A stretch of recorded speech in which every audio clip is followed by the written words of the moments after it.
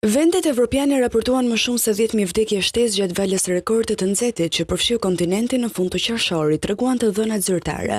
Shumica dërmuese, më shumë se 9.000 ishin midis njerëzve të moshës 65 vjeç, e lartë sipas të dhënave të publikuara nga Euromomo, një rrjet i mbështetur nga Qendra Evropiane për parandalimin dhe kontrollin e sëmundjeve dhe Organizata Botërore e Shëndetësisë.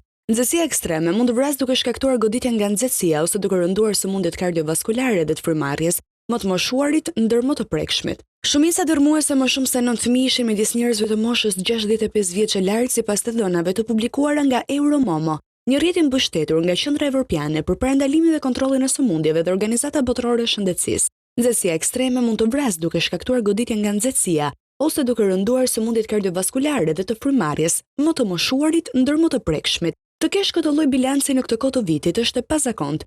Është vërtet një shifër e lartë, tha për Reuters Lars Vestergaard, mjek në Institutin Statens Serum të Danimarkës.